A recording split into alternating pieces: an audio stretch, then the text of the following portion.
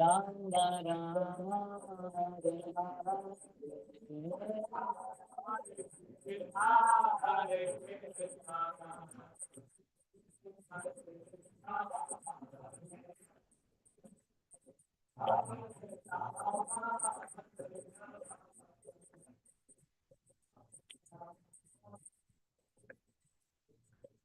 Hare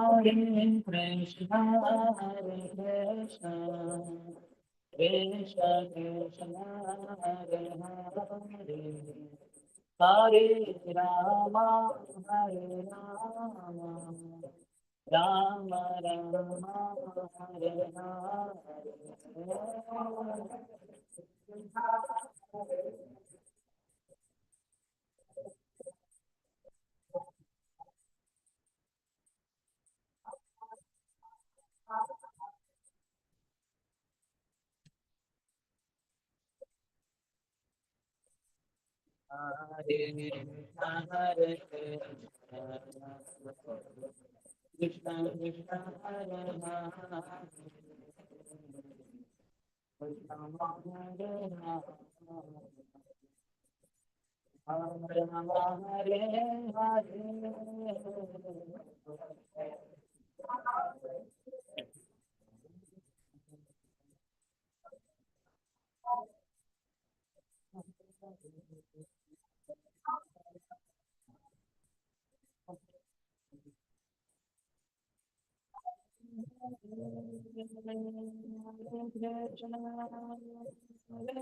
Krishna Krishna Hare Hare Hare Rama Hare Hare Krishna Krishna Hare Rama Hare Rama Rama Rama Hare Hare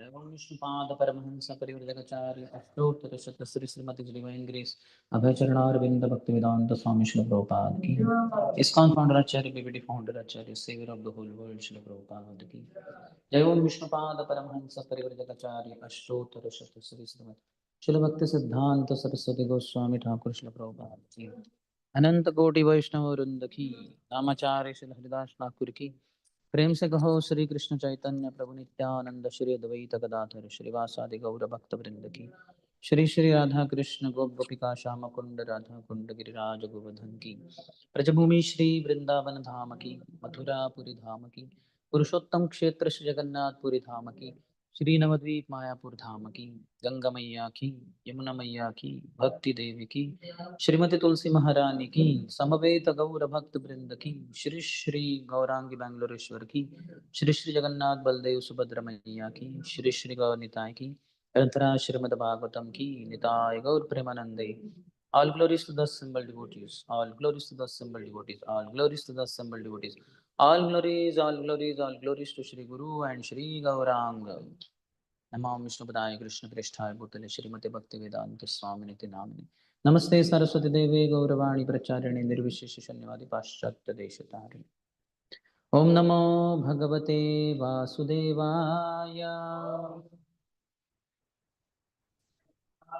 ओम नमो भगवते वासुदेवाय ओम नमो भगवते वासुदेवाय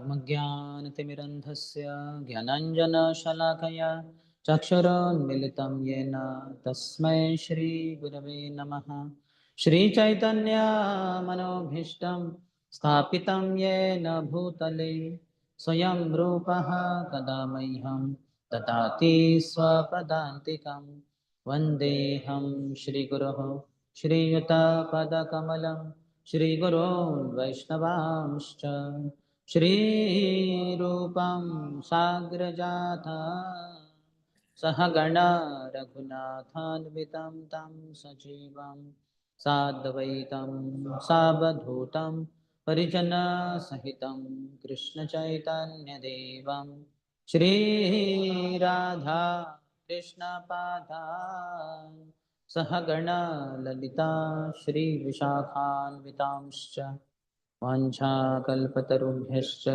कृपासिन्धुभ्य एव च पतितानां पावनेभ्यो वैष्णवेभ्यो नमो नमः। जय श्रीकृष्ण चैतन्य प्रभु नित्यानन्द श्री अद्वैत गदाधर श्रीवास आदि गौरभक्तवृन्द। हरे Krishna Krishna Krishna Hare Hare Hare Ram Ram Ram Hare Hare.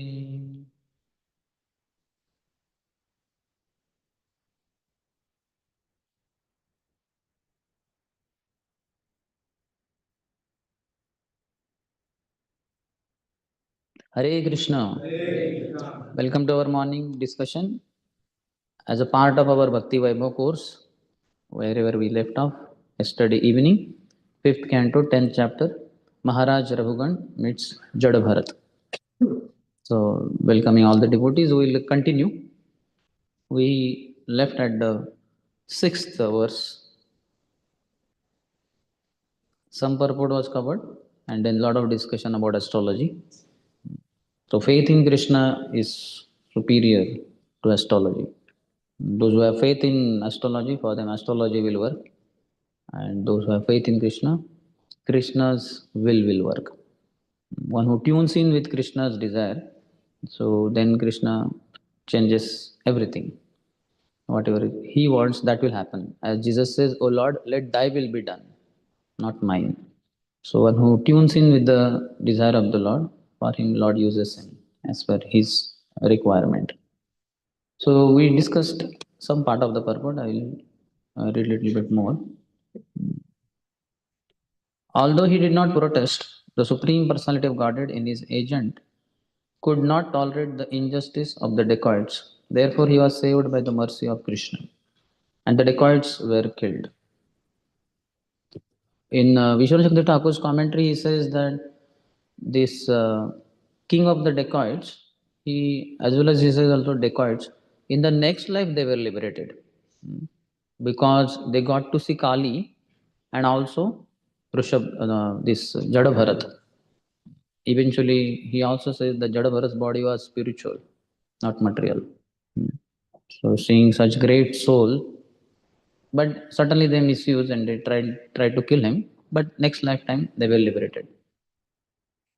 In this case, while carrying the palanquin, he also knew that he was not the body. This body was very strong and stout, in sound condition, and quite competent to carry the palanquin. Due to his being freed from the bodily conception, the sarcastic words of the king did not at all affect him. The body is created according to one's karma, and material nature supplies the ingredients for the development of a certain type of body. The soul the body covers is different from the bodily construction. Therefore, anything favorable or mischievous done to the body does not affect the spirit soul. The Vedic injunction is asango hi ayam purusha.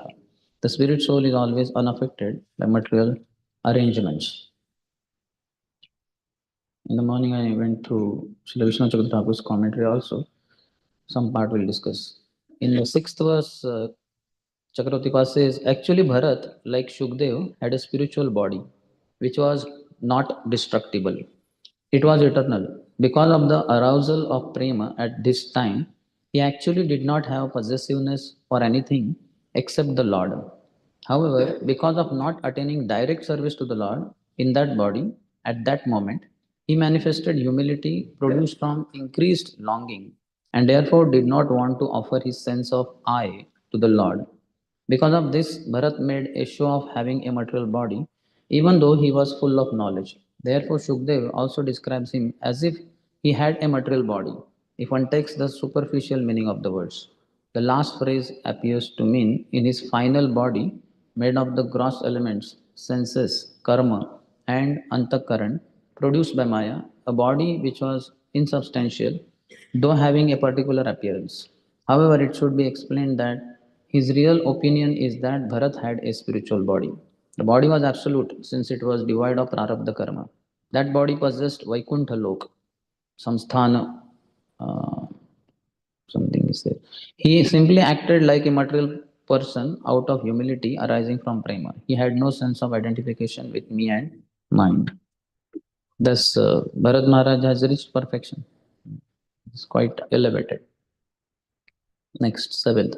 Thereafter, when the king saw that his palanquin was still being shaken by the carriers, he became very angry and said, "You rascal, what are you doing? Are you dead despite the life within your body?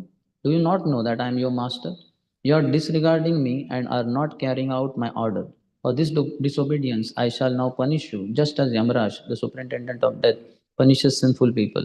I shall give you the proper treatment so that you will come to your senses and do the correct thing." 8. Thinking himself a king, King Rahugan was in the bodily conception and was influenced by material nature's mode of passion and ignorance. Due to madness, he chastised Jadabharat with uncalled for and contradictory words. Jadabharat was a topmost devotee and the dear abode of the Supreme Personality of Godhead. Although considering himself very learned, the king did not know about the position of an advanced devotee situated in devotional service, nor did he know his characteristics. Jadabharat was the residence of the Supreme Personality of Godhead. He always carried the form of the Lord within his heart. He was the dear friend of all living beings, and he did not entertain any bodily conception. He therefore smiled and spoke the following words. So in the commentary, Srila Vishwanath Chakravarti writes,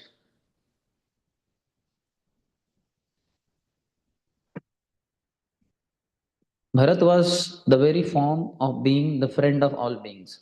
This means that he was merciful even to those who offended him. The king thought that he was learned. He had a little knowledge but thought he knew everything.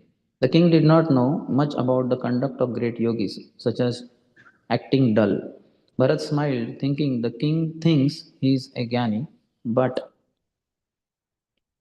he speaks like a fool. So here we see that how deluding is the conduct of Jada Bharat. And likewise, same thing with the pure devotees also. That's why Narottam Das Thakur says that Vaishnavara Kriya Mudra Vigyana Bhuja. One cannot understand the activities of a devotee. Srila Prabhupada once in one photo was so grave. So one devotee said, Prabhupada, you look very grave here. Prabhupada said, yes, that was the moment of highest ecstasy. So we cannot understand a person by his externals, especially pure devotees. For that matter, in 2.54 also, purport, Prabhupada says, Sthita pragya se pakka bhasha, that speech is the most important quality of any person. When he opens his mouth, then we come to know who he is. Here also he find that till Jada Bharat spoke, Rahugan took him for granted and understood, thought him to be a very ordinary, low class man, Shudra, like that.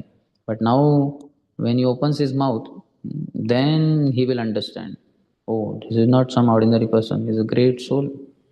At least some great yogi, it seems. He compares him with very great personalities like Dattatreya or Lord Kapila and many others. He comes to his senses. So that's why one should not go by superficial look or appearance. In this world, we find Rajogun, Tamogun influence. People go by superficial looks. Like man sees a girl, she's beautiful, then he says, okay, I can marry her. A girl also will see, he has a lot of money, so good, I'll be happy. So superficial things don't work. So what is required is a substance deep within. That is what one should look for. Just like body is superficial, but the soul is inside. People don't see the soul, people see only the body.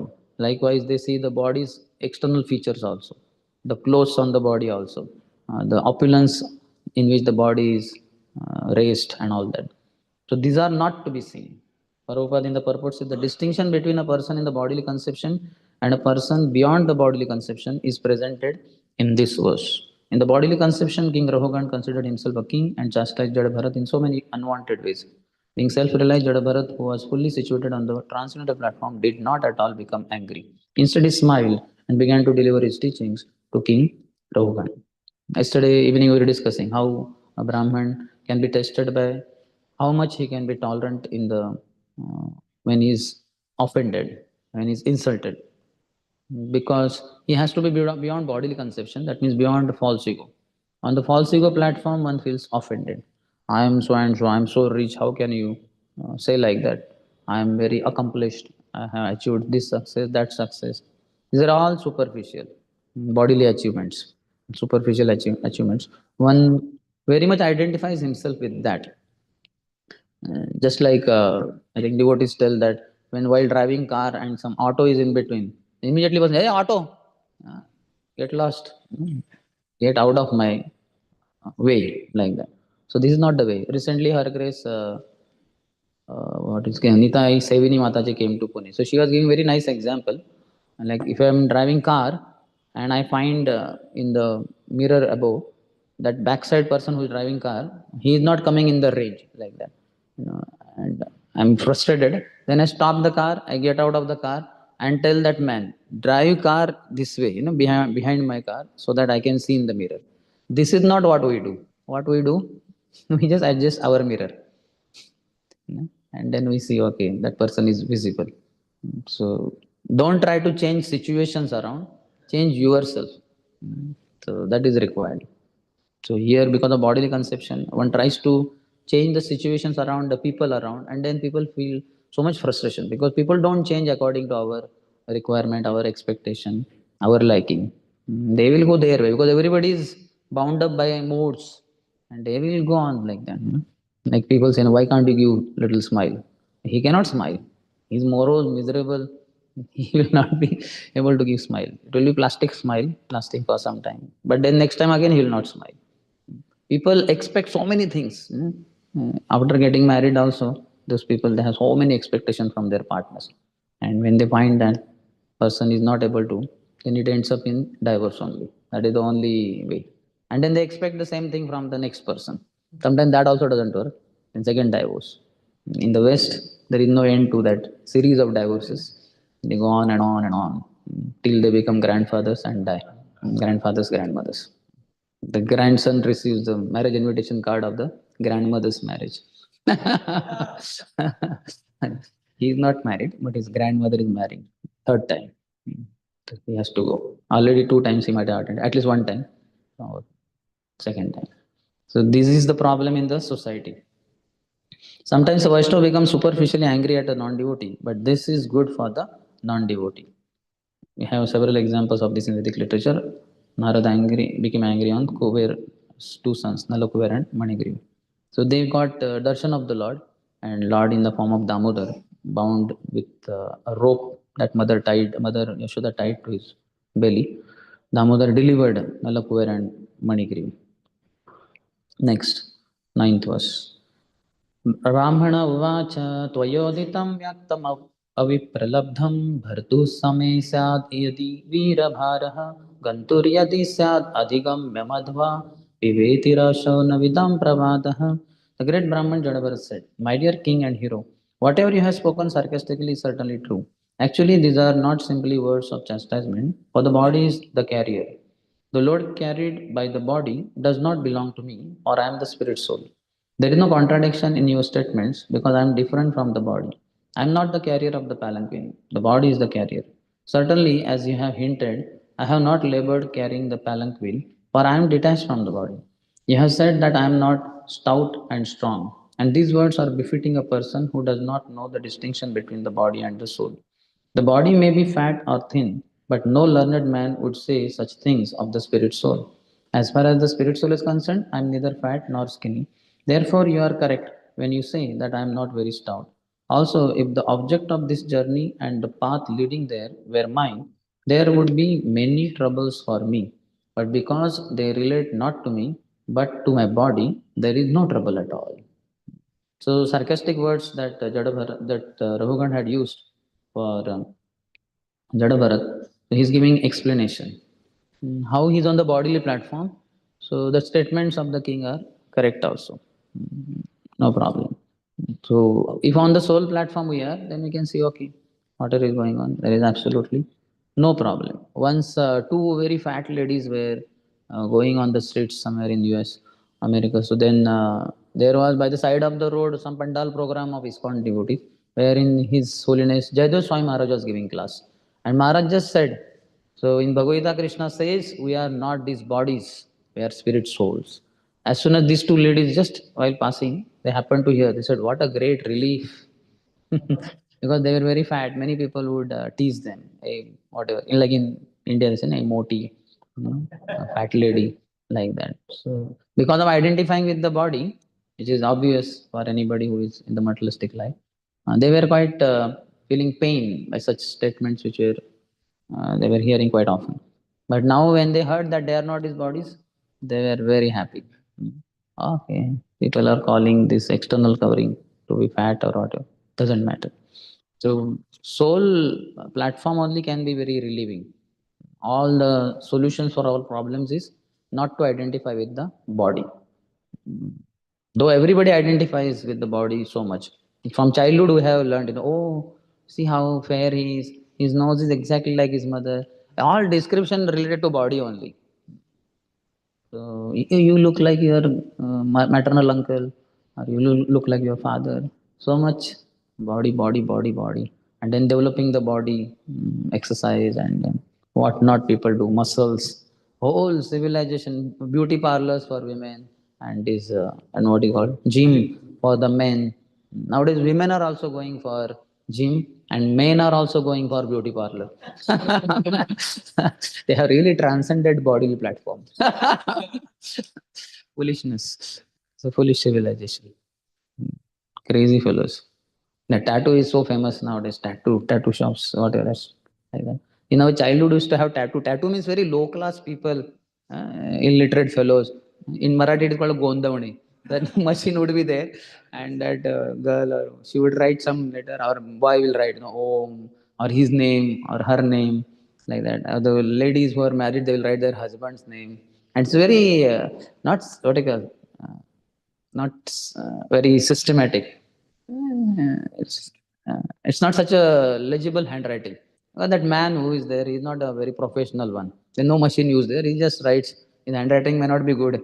That too is using machine. It will be written there, Rekha or Anil, something. And now it has become so sophisticated. My God, tattoo. It's crazy civilization. Prabhupada says in Bhagavad Gita, it is stated that one who is advanced in spiritual knowledge is not disturbed by the pains and pleasures of the material body. The material body is completely separate from the spirit soul, and the pains and pleasures of the body are superfluous. The practice of austerity and penances is meant for understanding the distinction between the body and the soul, and how the soul can be unaffected by the pleasures and pains of the body. So all of us should be blissful, mm, coming to the soul platform. But devotees also become miserable because they identify strongly with the body or mind or intelligence or false ego. So people feel so pained at heart. Why did he say like that? A lot of counseling goes on this matters only. Prabhu, he said like that, and why didn't he wish me? Why he said this? Why didn't he say this? Hmm? He said something that is not palatable, not acceptable, and he should have said something, but he did not say only anything. That is also a problem. But what Krishna says in Bhagavad Gita, that nobody is bothered about. Krishna is saying you can free yourself from all these problems if you understand you are not body. But that we don't want solution. We want the problem. That's what Bhaktivinoda Thakur told Prabhupada in the first meeting itself. That only problem in this world is lack of Krishna consciousness, and only solution is Krishna consciousness. In this commentary, in his commentary, Chakravartipad writes, I will show mercy to this person who thinks he has knowledge by defeating him with knowledge. So this is the best way, that we destroy the ignorance of others with the sword of knowledge. Yad anudhyasina yukta karma grantha nibandanam. So we have been all bound up by these fruitive actions, and the strong bodily identification. So that can be all destroyed with the sword of knowledge. This is the best sword. A person remains alive but rejuvenated, or what do you call, revised edition. Now he knows properly in knowledge that who am I? I am not this body. 10th one, fatness, thinness, bodily and mental distress, thirst, hunger, fear, disagreement, desires for material happiness, old age, sleep, attachment for material possessions, anger, lamentation, illusion, and identification of the body with the self are all transformations of the material covering of the spirit soul.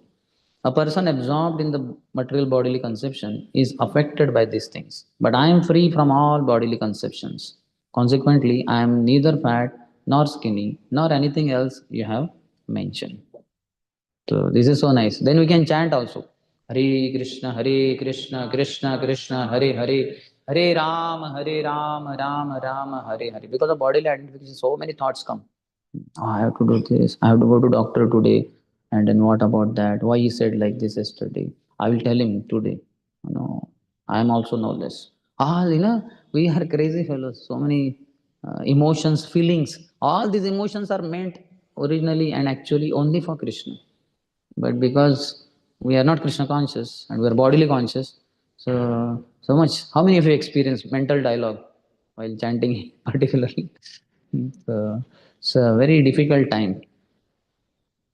So, but if one crosses or destroys this mountain of false ego between us and Krishna, then one has direct darshan of Krishna. Just like now, this only curtain, very thin though, this is only problem between us and Krishna.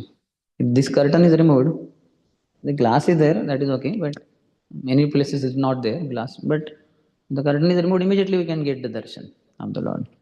So, like that, between us and Krishna, only this, not curtain, is a thick mountain of false ego. If that is removed, then we can see face to face, eye to eye, direct, 24 by 7. Darshan. That's why this philosophy is also called a darshan. Darshan Shastra. Darshan? Where is darshan here? There is no picture of Krishna. That is not the darshan. Darshan is actually with ears. Like here he is going to open his eyes. Yesterday I was telling, I think. And we hear through our ears, and then the eyes get opened up. It's a very amazing thing. We can experience it every morning when alarm rings, our eyes open. Only when alarm sound goes inside, then eyes open. Ears are open only, then eyes open. So one has to hear philosophy, and then the real eyes will open, and in heart one will always see, get the darshan of the Lord, 24 by 7. As we discussed that, Yam Shama Sundaram Achintya Gunaswarupam, that beautiful blackish form of the Lord, Sham Sundar, will be visible at every moment. It's very easy. This is the easiest process. We don't have to go to forest, keep meditating, do so many austerities. Nothing is required. Again, Prabhupada here quotes Narottam Das Thakur, Deha Smriti Nahi Jara, Samsara Bandhana Kahantara. We are not bound by samsara, repetition of birth and death, if we are beyond bodily understanding, bodily conception. But because we identify with the skin, with this body, then so much we are stuck pinned down to this world only. Cannot elevate consciousness to higher level. Just like when we are driving in the city, so much signal and then speed breaker, and then for people ahead, the honking horns, and suddenly dog coming, man coming, so much of disturbance. But if you are in a plane, and plane goes above the ground level only. There is no speed breaker there, there is no signal there, no dog coming, man coming, and nobody in front who is blocking your way. How fly over, you have to get over. None of those problems, because you have gone above the earth, far above the earth, 10 kilometers, 12 kilometers, 13 kilometers. So, likewise, we have to go beyond bodily conception. Otherwise, as far as bodily designations we identify with, and so many, all this, what we experience in the traffic of the city, same things we experience the traffic of so many thoughts, so many disturbances, troubles, continuous. Every moment the jiva is tormented by these thoughts. Speech also, people speak harsh words. People have fights also. There are riots. What not? One who is spiritually advanced has no connection with the body or with the bodily actions and reactions. When one comes to understand that he is not the body and therefore is neither fat nor skinny, one attains the topmost form of spiritual realization. Then ahead he says, when one is not affected by the bodily conceptions, one can advance to the Lord's devotional service. Nashtaprayashu Abhadreshu, he quotes, the more we advance our freedom from the bodily conception, the more we are fixed in devotional service, and the more we are happy and peaceful. In this regard, Sri Madhvacharya says that those who are too materially affected continue the bodily conception. Such persons are concerned with different bodily symptoms, whereas one freed from the bodily conception lives without the body, even in the material condition. So, bodily conception is very prominent, very strong. Devotees get affected by insults, happiness, distress, heat, cold. For Shad Goswamis, they were beyond all this. Though externally body showed the symptoms because the body was made up of material energy and was within material nature. The body showed symptoms, but they were not aware only. Like Raghunath Das Goswami, while meditating on divine pastimes of Radha Krishna in Golok Vrindavan, while sitting here on the bank of Radha Kund, he was with closed eyes going on and on. It was 10 o'clock, 11 o'clock, 12 o'clock, 1 o'clock in the afternoon. And Vrindavan becomes very hot in summer. So much profuse sweating. But he is not realizing only. But Radharani was concerned.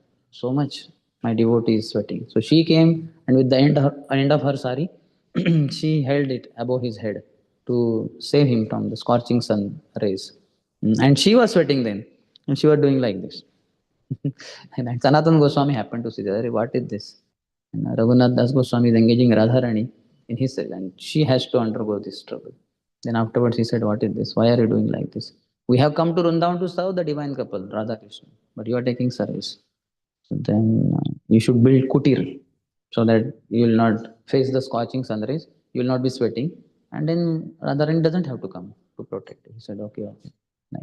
Next time again, or some other time, Krishna, he saw that two tigers came to drink water of Radha Kund, very close to Raghunath Das Goswami, and with his closed eyes, he was meditating on the divine pastime.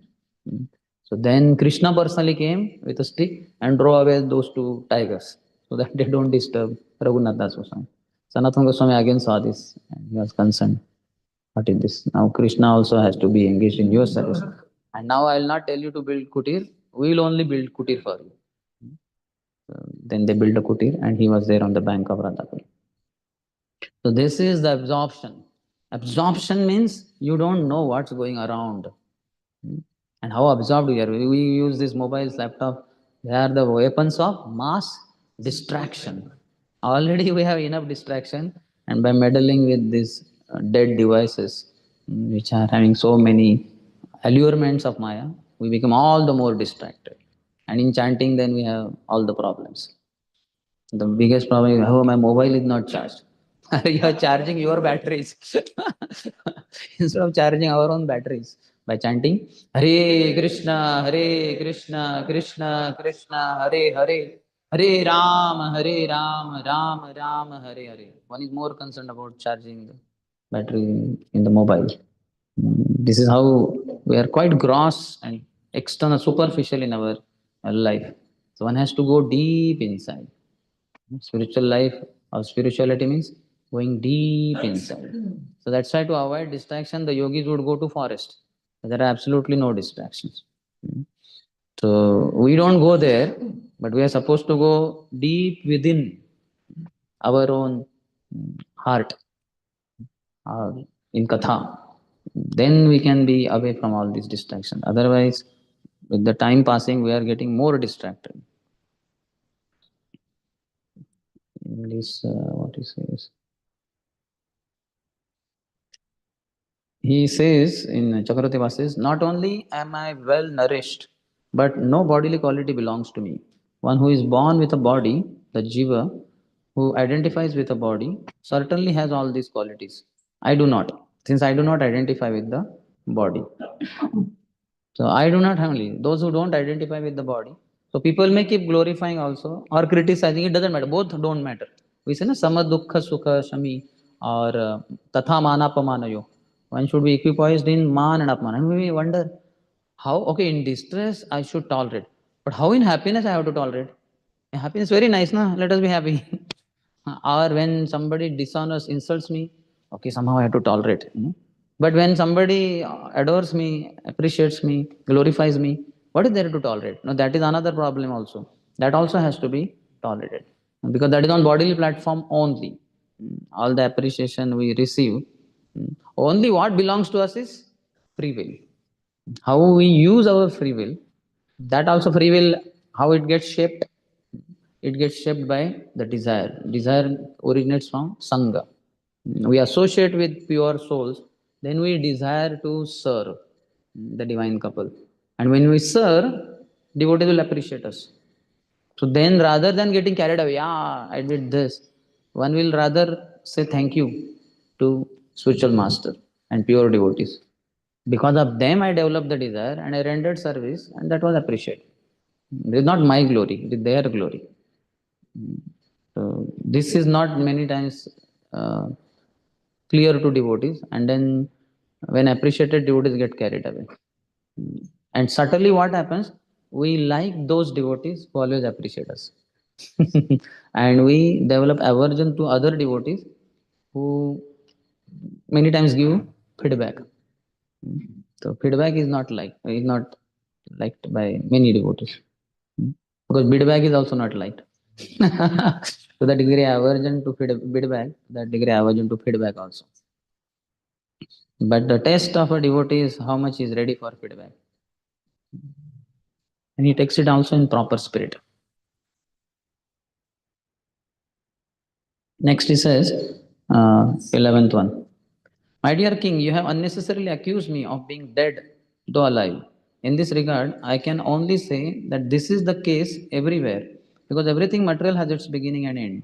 As far as you are thinking that you are the king and master and are thus trying to order me, this is also incorrect because these positions are temporary.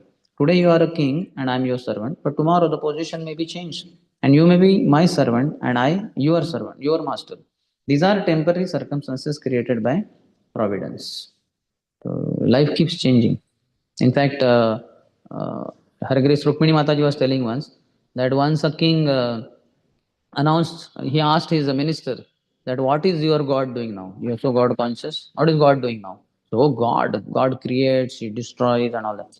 That is all creation in the past, destruction at the end. But now what is He doing?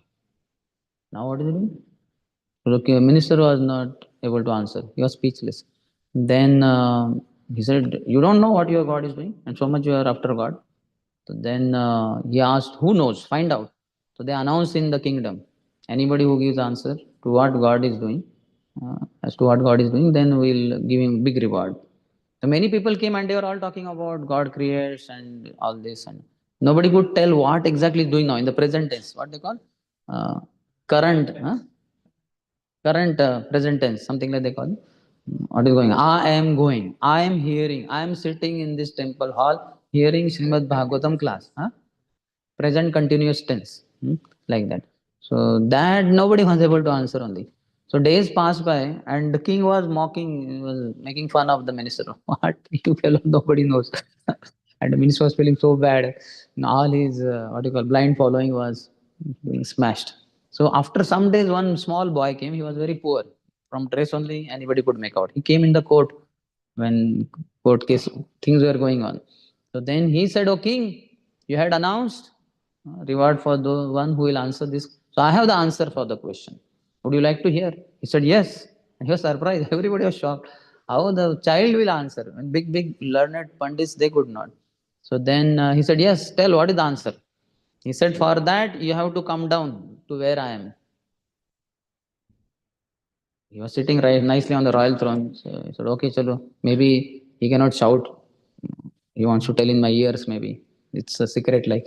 So then he got down from his throne. There were steps. He came down and he walked to where he was and said, "Yes, what is that your God is doing now?" He said, "Wait here." Then the boy walked. He climbed the steps. He sat on the royal throne. All people were shocked. What is this? How dare of him to sit on king's royal throne? And then the child said, and then the king asked, So what is the answer? Tell the answer. He said, this is the answer. What is the answer? This is the answer. What is the answer? See, those who are on a high seat, God takes them down. And those who are on low seat, God takes them up. This is what he continuously keeps doing in the present continuous tense. And everybody applauded. Chai, very intelligent. So that's what keeps happening in life also, isn't it? Those who are rich, they become poor, poor become rich. Those who are young, they become old. Those who are old, they die and they become young again. Next body. And this goes on and on and on like that. So we should have proper vision. In the purport, he says, the bodily conception is the basic principle of suffering in material existence. The spirit soul is in a deep slumber caused by the force of material nature. Prabhupada gives example that somebody is sleeping and dreaming in the night that a tiger is running after him when he's in the forest. And he's running with high speed, tiger is running. And slowly, slowly, tiger is faster than him. And he comes very close. And one point of time, he just pounces on that one person. He gets up in the night. And he sees around, it's all dark. There is no forest, there's no tiger. And he's sweating like anything. His body is wet, the clothes are wet. He's maybe heavily breathing also, fast breathing. But there is nothing there. There's no tiger. He never went to forest only. But because he identified with that dream very strongly, so then all the external symptoms and the fear and all was there. And now he's relieved. So what one has to do is just get awakened. That's it. To get rid of that tiger and deadly situation. That is what is called awakening to one's real position. That is called a self-realization. I am not body, I am spirit soul. Another king had a dream, and in the dream he saw that he was butterfly. He was flying, very colorful body, and wings he was fluttering, and then went to one plant with nice fragrant flowers, sat there, took out the honey, was intoxicated, flew to the next flower, and it went on for several hours. So morning when he got up, he was wondering, am I the king who in dream thought that I am butterfly? Or am I really butterfly who is in dream thinking that I am king? And then next day he called for the court, all people came, ministers, and he explained the dream very elaborately. So then I was going as a butterfly here and there, and this happened, that happened. And all were absorbed in hearing. After hearing for several hours the king discussed. Then he said, now I am not clear whether I am king thinking I am butterfly or I am butterfly thinking I am king. What is the answer? And people who heard also, they thought maybe he's butterfly, and in dream he's thinking he's the king. Like that. All confused fellows. What is the answer? Neither is butterfly nor is a king. He's a spirit soul who in the short dream thought that he's butterfly, and in the long dream he's thinking he's a king. Both are dreams only. Both are not realities. The reality is I'm Jeev Krishna Das, Yai Vishwas, कर ले तो are दुख नहीं राधा कृष्ण बोल बोल बोलो रे सबाई. Everybody please chant name of Radha Krishna. Jeev Krishna Das. Jeev is servant of Lord Krishna. Yahi Vishwas, if he has this deep understanding, conviction. Kar le to aar dukha nahi. There is no dukha. There is no dukkha at all in this world. Dukkhalayam, Krishna says, but for whom? Who has turned his face away from Krishna. One who faces Krishna, for him there is only happiness. Our Prabodhanand Saraswati says that Vishwam Purna Sukhayate, Vidhi Mahendra Dishya Kvitayate. What is the beginning? Kaivalyam Narakayate, Tridashapura Akasha Pushpayate. Durdantendriya Kala Sarpapatali, Potkha Tadamstrayate. विश्वम पूर्ण सुखायते विधि महेंद्रादिश्च कीटायते यत् कारुण्य कटाक्ष वैभवताम तम गौर स्तुमः. So one who gets the sidelong glance of Lord Gauranga in his life, so for him whole of merging in Brahma Jyoti is narakayate, like hellish. Posts and positions of Brahma, Shiva, they are like very insignificant. And Vishwam Purna Sukhayate, the whole world is happy place, ecstatic. One is cheerful. Even Brahmabhuta platform, that is what said. Brahmabhuta Prasannatma. Prasanna. How many people are Prasanna nowadays? Once I was flying in a plane. So that air hostesses all, they give smile, sir, so what would you like to have, and this and that. So much smiling, happy, all that. And then the plane took off. They were told, now take your seats, sticking out, and they sat. So I just looked that she was so morose there, sitting, waiting for next course of action to do. All that smile and everything vanished. Very miserable. Then again they come. Similarly, they because it's a what you call, it's a profession, so they have to very smile. So recently when I was flying in some plane, so there she one of them she came and sir, what you to other people, would you like to have, this for you and that for you and all that. So they serve the snacks and all that. So then she went. Then after some time, one boy next to me only. There was a family, husband, wife, and they had one grown-up son and one small son. So that child, the big one, he was maybe 10 years old, around 10, 12 years. He vomited, and suddenly it happened. So he could not use that bag and all that. So it fell on the seat, back seat of that, and there also suddenly. So some and the family, mother, father, they were quite concerned. Oh, our son, because it's a disease and he will feel uneasiness, vomiting and all that. So they were engaged in pacifying him. Mother was doing like this and all that. Then the lady next to me, she pressed that button. So then the air hostess came. Yes, madam. What can I do for you? She said. There. So she then saw there next, and she was like, and I was looking at her face. All her professional was at danger. She was like so disgusted. Oh, and then she could not give bright smile as she would always give. And she said, Miss Madam, there is that bag there. You can use that and all that. She could not take out the bag because the things were spoiled over there. Hmm? She has to come, na? This lady wanted her help. They are servants of all the passengers.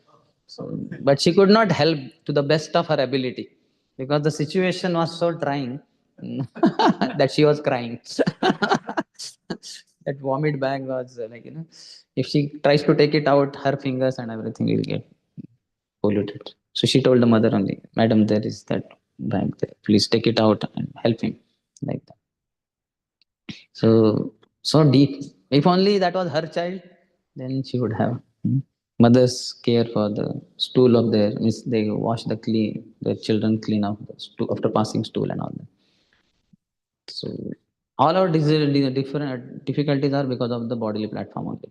The spirit soul is in deep slumber caused by the force of material nature. Without self realization and knowledge, conditional life continues, and one falsely claims himself a king, a servant, a cat, or a dog. All this misidentification become our identification. So towards the end, he says, Ekaleshwara Krishna Ara Sabhabhritya. The only master is Krishna and everyone else is servant. Forgetfulness of our relationship with the Supreme Lord brings about our suffering in the material world. So simple, but it is not understood only. Even devotees as practitioners, we feel no, Krishna, that is okay, but for my this problem I need to do this, for my that problem I need to do that. We have different solutions for different problems that we have. That one solution, surrendering to Krishna, that the mind is not convinced of. That I'm already surrendered.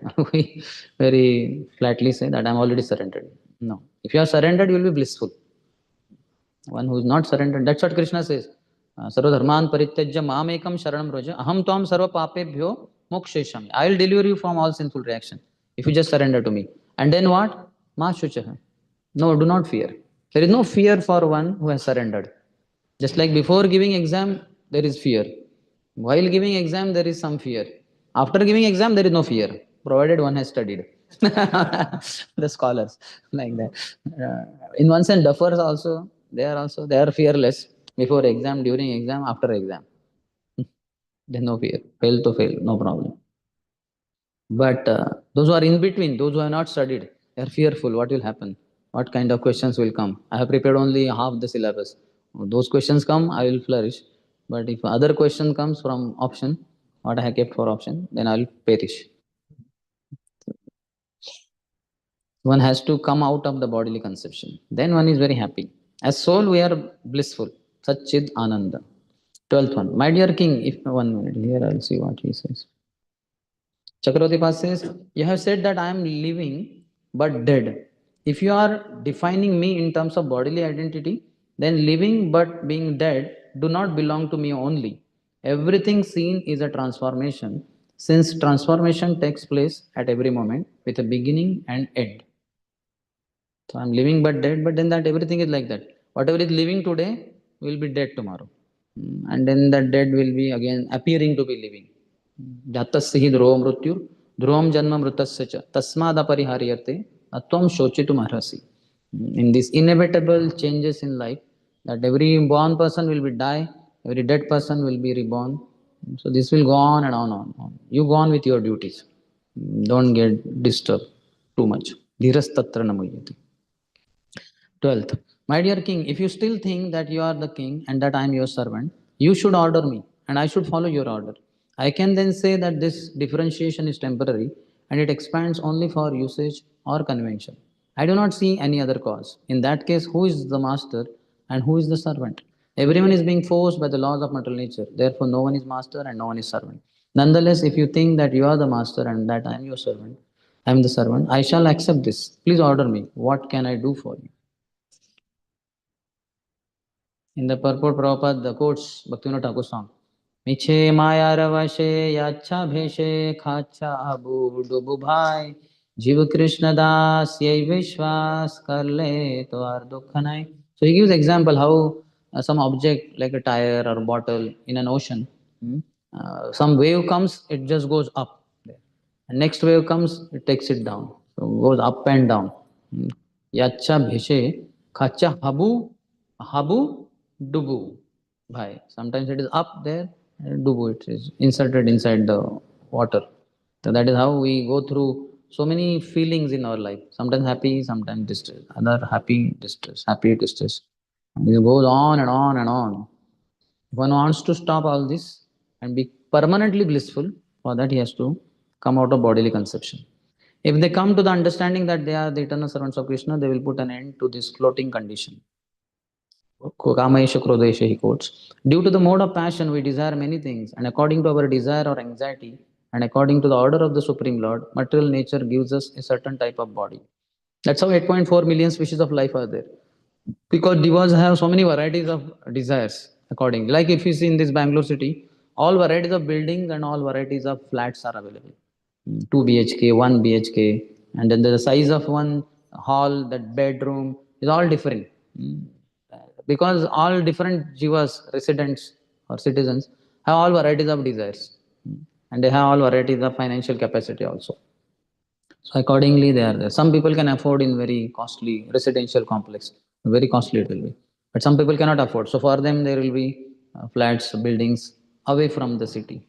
Some people cannot afford to be in flats. So for them, simple houses. Those who cannot completely afford, for them, huts, etc. So all these things are there because jivas have different desires accordingly. Next, he says that for some time we play as master or servant, as actors play on the stage under someone else's direction. The director is guiding the actors. Do like this, say like this, dance like this. While we are in the human form, we should put an end to this nonsensical stage performance. We should come to our original constitutional position known as Krishna consciousness. At the present moment, the real master is material nature. Daiviyesha gunamayi mama maya duratya. Under the spell of material nature, we are becoming servants and masters.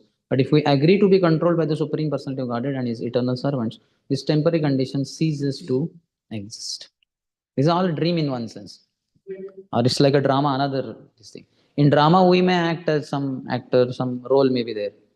And then we have certain dialogues to speak. But after the drama is over, then we are in our so-called real life, in which we are not that character. We have our different functions, different things to speak, nothing to repeat from that. So like that, we have nothing to repeat from our material life, in our original spiritual life. Even this eating and all is not required for the spiritual body in Golok Vrindavan. We may have fun and in the spiritual body with Krishna, Krishna honors prasadam on the bank of Yamuna in Golok Vrindavan. So we also honor there as his cowherd boyfriends or whatever. But otherwise, all these activities what we do here, they have no role to play there. material activities. Spiritual activities, yes, they are permanent. In Chakravarti's commentary, okay, 13th, he says, "My dear king, you have said, you rascal, you dull, crazy fellow, I am going to chastise you, and then you will come to your senses. In this regard, let me say that although I live like a dull, deaf, and dumb man, I am actually a self-realized person. What will you gain by punishing me? If your calculation is true and I am a madman, then your punishment will be like beating a dead horse. There will be no effect. When a madman is punished, he is not cured of his madness." We see that.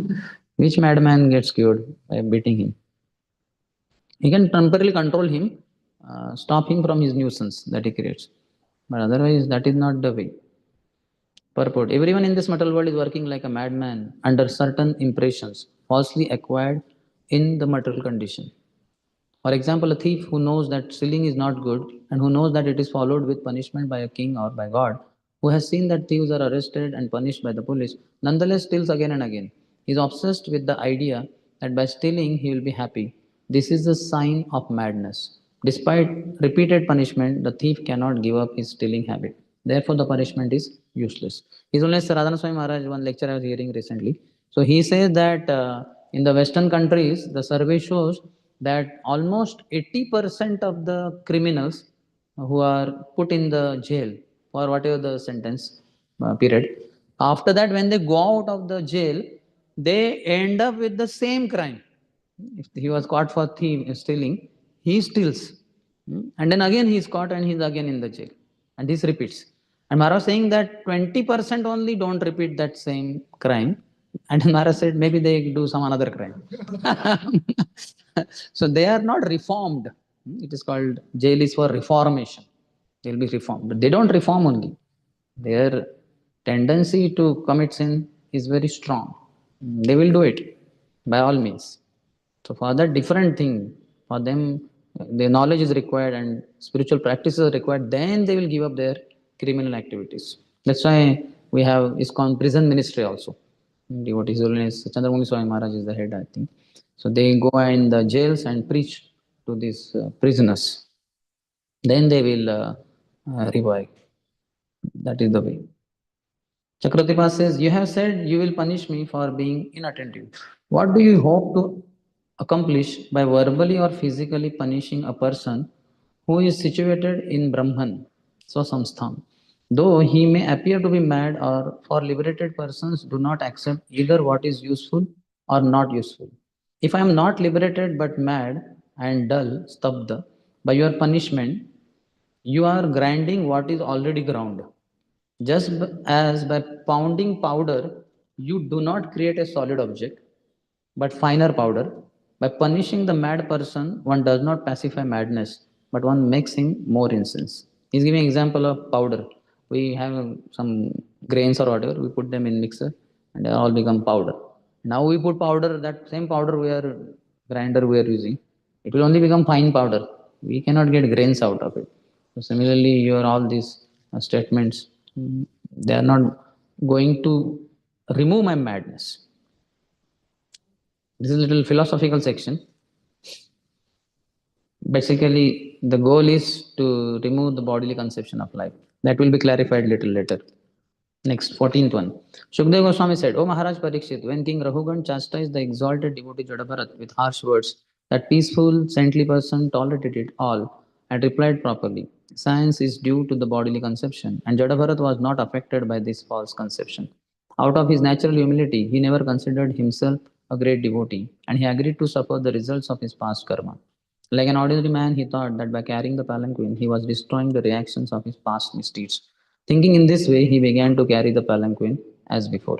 Those who are in gross bodily conception, they, if they get diseased or some problem in life, immediately they go to so-called material solution. Disease, then they'll go to doctor. Oh, doctor, please cure me this fever or this or that, something like that.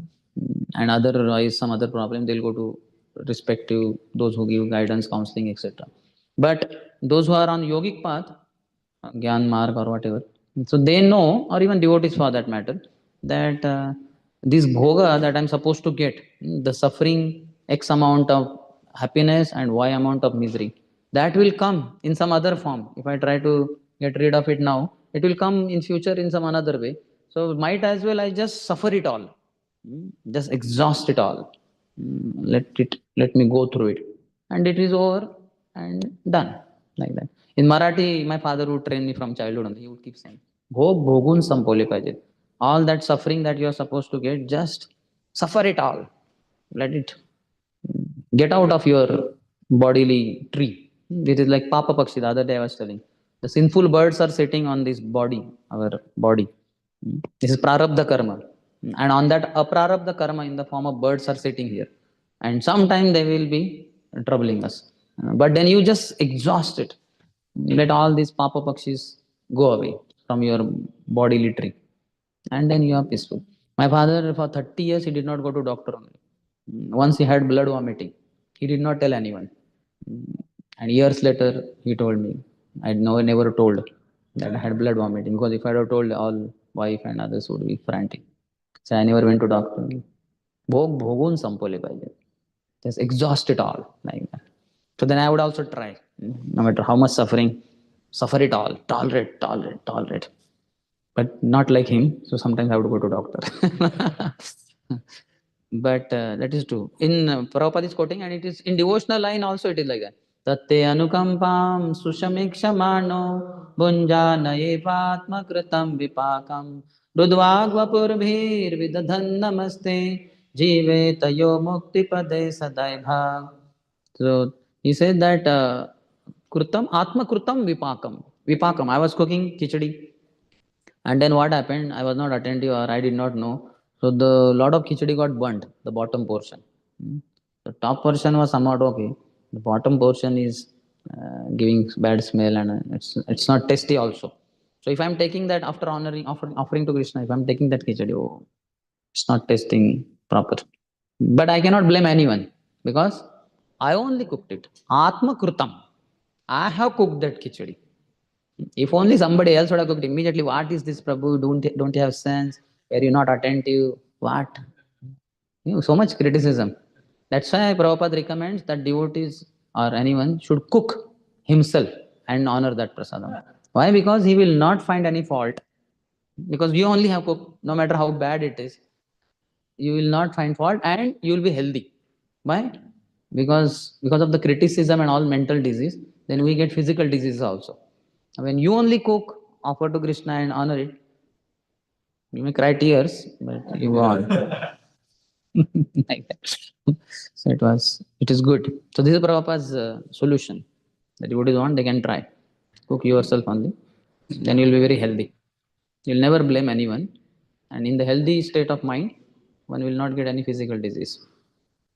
When suffering reversed conditions, the devotee always considers that the reverse conditions are the Lord's concessions. He is never angry with his master. He is always satisfied with the position his master offers. In any case, he continues performing his duty in devotional service. I was supposed to suffer more, but because I am engaged in Krishna's service, Krishna is, out of his compassion, he has reduced the suffering to just a small token punishment. Like one devotee was cutting sabji and finger got cut. He went to Prabhupada, what is this? I was cutting sabji for Krishna. How did my finger get cut? Prabhupada said, your hand was to get cut. But because you are using the hand for cutting sabji, Krishna gave just a small token punishment. Just be happy. And then he was very happy. I got hand. Hand is intact. Little finger, little blood, no problem. So that is devotional platform. Devotee also tolerates. Now, how deep we are in bhakti, that much we will be tolerant also. How much we are humble, how to check? By tolerance. As much as we tolerate, that much we are humble. No need to check ourselves. Others will see. We have to tolerate. Others will know how humble you are. That's how.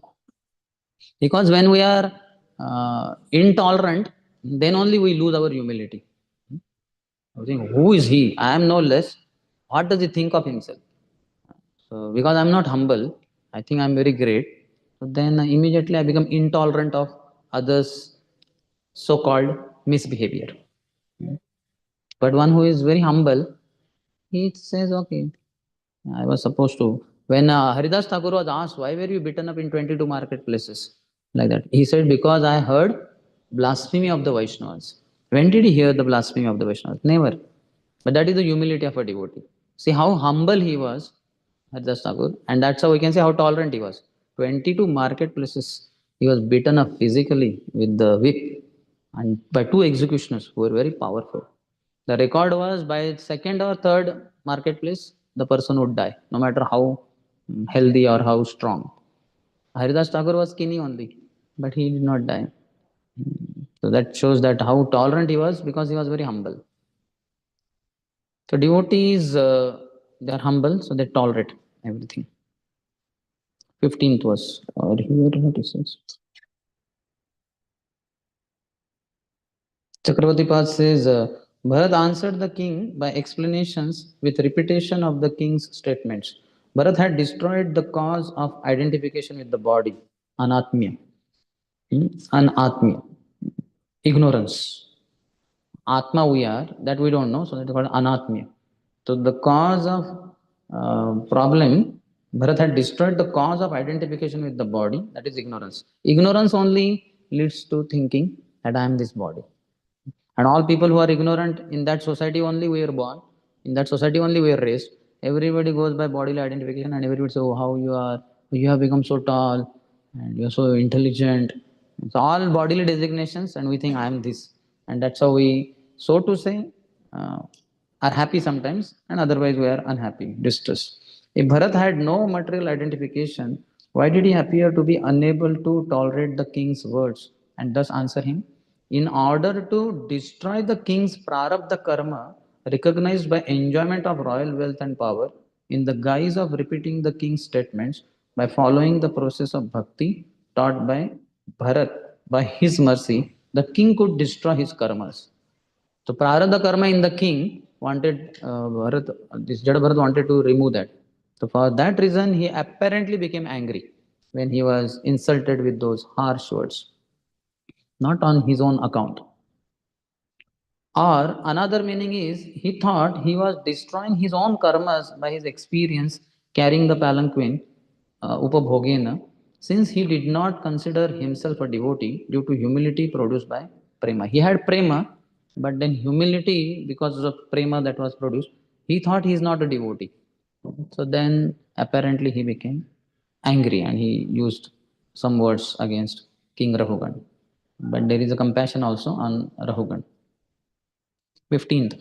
Shukdev Goswami continued, O best of the Pandu dynasty, Maharaj Parikshit, the king of the Sindhu and Savir states, Maharaj Rahugan, had great faith in discussions of the absolute truth. Being thus qualified, he heard from Jada Bharat that philosophical presentation, which is approved by all scriptures on the mystic yoga process and which slackens the knot in the heart. His material conception of himself as a king was thus destroyed. He immediately descended from his palanquin and fell flat on the ground with his head at the lotus feet of Jadabharat in such a way that he might be excused for his insulting words against the great Brahman. He then prayed as follows. So he came to his senses. He understood this cannot be an ordinary person. How depth? How he is so in depth in philosophy? Must be some great yogi or whatever. In the purport, Prabhupada says when Vishwamitra Muni came to the court of Dashrath Maharaj asked him the question to Vishwamitra Muni, Ahishtam yat tat punar janma jayaya. He asked the sage whether everything was going on well in his endeavor to conquer the repetition of birth and death. So this kind of question is to be asked to a Brahman, because Vishwamitra Muni, yes, he is Brahman. So Brahman should be asked, how are your endeavors to conquer, to come to the mode of goodness or to the platform of self-realization, that you are not body, you are spirit. So for a Kshatriya, the question is asked, how are your endeavors to conquer other territories? For a Vaishya, the question to be asked, how is the profit in your business? How the business is flourishing? For a Shudra, question to be asked is, how are you? Most of the population in the world, 99.999, all Shudras. Kalo Shudra Sambhave. So that's why everybody, when they meet each other, how are you? Even devotees say, how are you, Prabhu? And then the devotee also may say, fine. I'm paying the fine to material nature. Sometimes happy, sometimes distressed. The fine payment is going on. Like that. So this is not the question to be asked. Even devotee ask Maharajas also, sannyasis in ISKCON, or gurus, how are you, Maharaj? How are you, Guru Maharaj? So that bodily platform question should not be asked ideally. For a devotee, what is the question to be asked? How is your bhajan? That doesn't mean that the devotee should all the time keep singing bhajans. Bhajan means spiritual practice. How are your spiritual practices? Which book of Prabhupada are you reading? Like I asked this question to one devotee. He said, Prabhu, nobody asked this question only. All ask, what service you are doing? Are you doing not? Nobody in this temple asked me this question. You are the first one.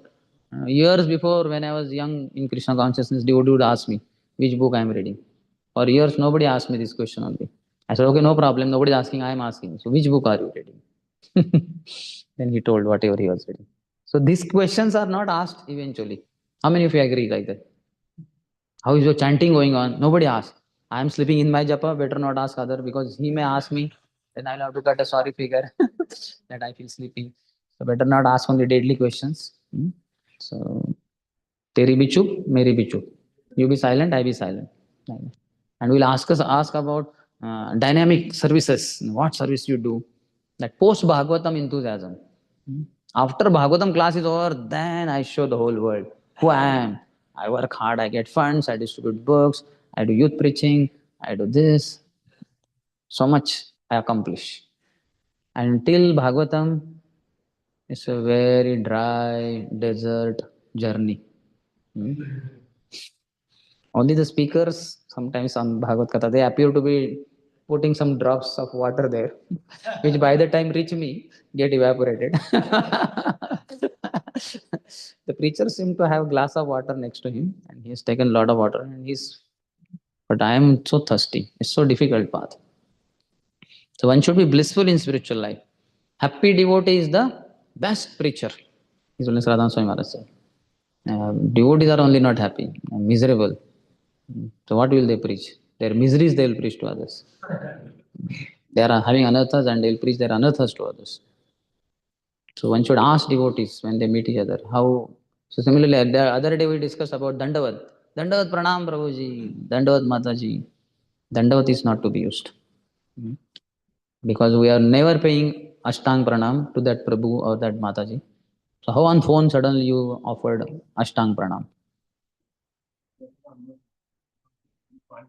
Yeah, so ideally you should pay Panchang Pranam.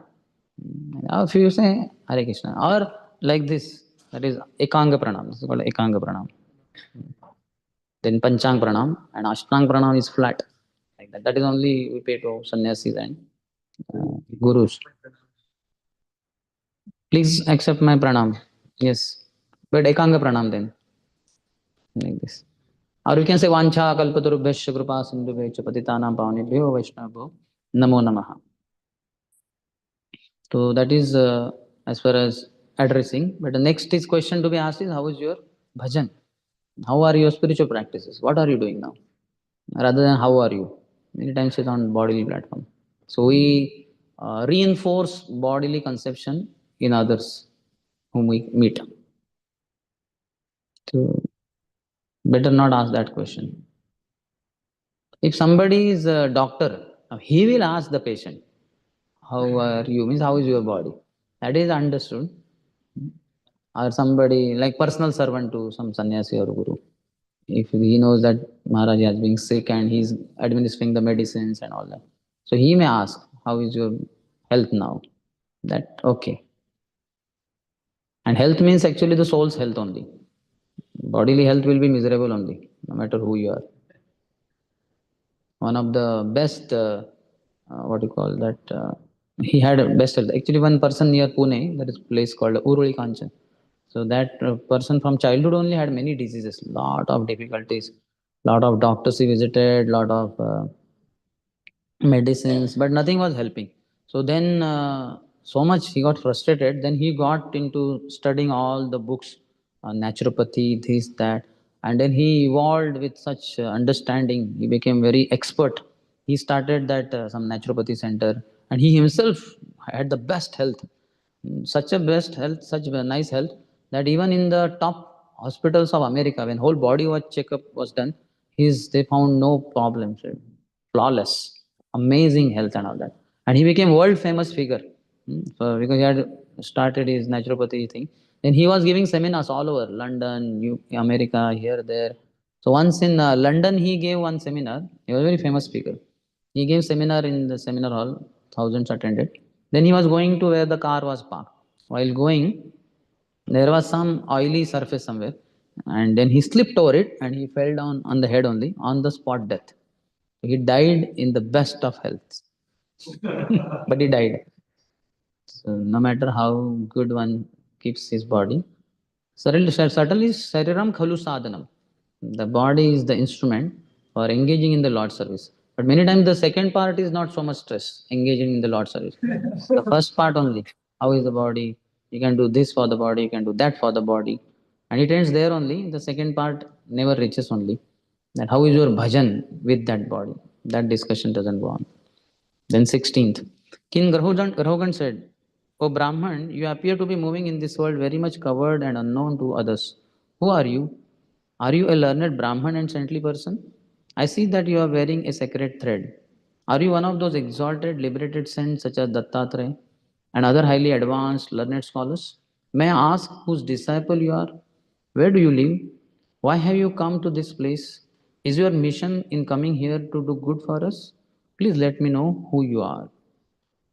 Prabhupada in purport stresses on approaching Guru and inquiring about the self. Tadvigyanatham sagurumeva bigacche.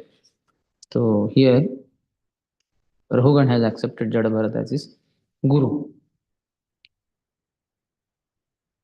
So Prabhupada's purport later part is very nice. He says, it is also significant that Rahugan asked Jadabharat which family he belonged to. There are two types of families, one according to dynasty and other according to disciplic succession. In either way, one can be enlightened. If he is coming in a nice dynasty, he will be enlightened by his forefathers and maybe the family gurus, etc.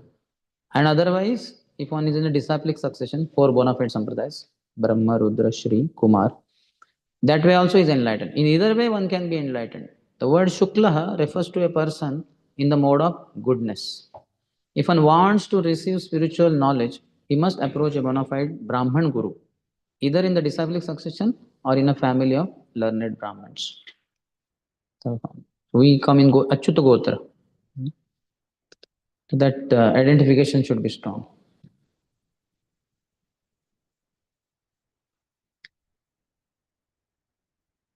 Next, 17th.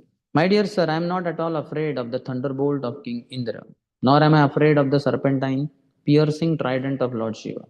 I do not care about the punishment of Yamaraj, the superintendent of death, nor am I afraid of fire, scorching sun, moon, wind, nor the weapons of Kuber. Yet I am afraid of offending a Brahman. I am very much afraid of this.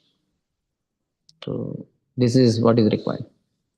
One should be one who's on the beyond the bodily platform. He's fearless, but he's very fearful of committing offense to others, particularly towards devotees. Prabhupada's purport also sheds light on that. When Sri Chaitanya Mahaprabhu was instructing Rupa Goswami at the Dashashwamedh Ghat, he pointed out this. Yati Vaishnava Pradothe Hati Mata, Upadeva Chendetar Sukhe Jai Pata. If while performing devotional service, while the creeper of bhakti is growing, if one commits Vaishnava Aparad, he lets a mad elephant loose, and the mad elephant enters in Bhakti Lata Bagicha garden and spoils the fruits, flowers. Similarly, if one offends a Vaishnava, he spoils all his spiritual assets. Offending a Brahman is very dangerous, and this was known to Maharaj Rahugan. He therefore frankly admitted his fault. There are many dangerous things, thunderbolts, fire, Yamaraj's punishment, the punishment of Lord Shiva's trident, and so forth. But none is considered as serious as offending a Brahman like Jadabharat. Therefore, Maharaj Rahugan immediately descended from his palanquin and fell flat before the lotus feet of the Brahman Jadabharat, just to be excused. The other things are not to be worried. Like that. How much we are concerned that some disease should not fall upon me, fever should not come, this should not happen. But how much we fear Vaishnava Aparad. We commit also, we don't realize. We just go on. And then there are a lot of difficulties faced in life because of Vaishnava Aparad. One can make advancement in spiritual life and go down also by offending Vaishnava. Advancement is by serving a Vaishnava, and going down is because of offending a Vaishnava. 18th. My dear sir, it appears that the influence of your great spiritual knowledge is hidden. Factually, you are bereft of all material association and fully absorbed in the thought of the Supreme. Consequently, you are unlimitedly advanced in spiritual knowledge. Please tell me why you are wandering about like a dullard. O great saintly person, you have spoken words approved by the yogic process, but it is not possible for us to understand what you have said. Therefore, kindly explain it. So, Prabhupada says, saintly people like Jada Bharat do not speak ordinary words. To understand also is not so easy. It takes one to know one. Sometimes hearing great souls, we may misunderstand or we may not understand. So we need to go to some other. That's why at the end we have question answer session also. So that somebody did not get a thing well or misunderstood, understood in different way altogether. So he can seek clarification and it will be clarified. 19th. I consider your good self the most exalted master of mystic power. You know the spiritual science perfectly well. You are the most exalted of all learned sages, and you have descended for the benefit of all human society. You have come to give spiritual knowledge, and you are a direct representative of Kapil Dev, the incarnation of God and the plenary portion of knowledge. I am therefore asking you, O spiritual master, what is the most secure shelter in this world? Here Prabhupada quotes Sakshat Haritvena Samasya Shastra. An exalted personality like Jadabharat is as good as the Supreme Personality of Godhead because he fully represents the Lord by giving knowledge to others. And last line he says, if anyone is at all interested in knowing the spiritual science, Brahma Jigyasa, he must approach a guru like Jadabharat. 20th. It is not a fact that your good self is the direct representative of Kapil Dev, the incarnation of the Supreme Personality of God. Is it not a fact that your good self is the direct representative of Kapil Dev, the incarnation of the Supreme Personality of Godhead? To examine people and see who is actually human being and who is not, you have presented yourself to be a deaf and dumb person. Are you not moving this way upon the surface of the world? I am very attached to family life and worldly activities, and I am blind to spiritual knowledge. Nonetheless, I am now present before you and I am seeking enlightenment from you. How can I advance in spiritual life? It's a very nice inquiry. Prabhupada in purport says, everyone must come to this knowledge. Bhagavad Gita 2:13 says, Dehi nosmin yatha dehe. Everyone is encased within the body. Since the body is never identical with the soul, the bodily activities are simply illusory. 21st. You have said, I am not fatigued from labor. Although the soul is different from the body, there is fatigue because of bodily labor, and it appears to be fatigue of the soul. When you are carrying the palanquin, there is certainly labor for the soul. This is my conjecture. You have also said that the external behavior exhibited between the master and the servant is not factual.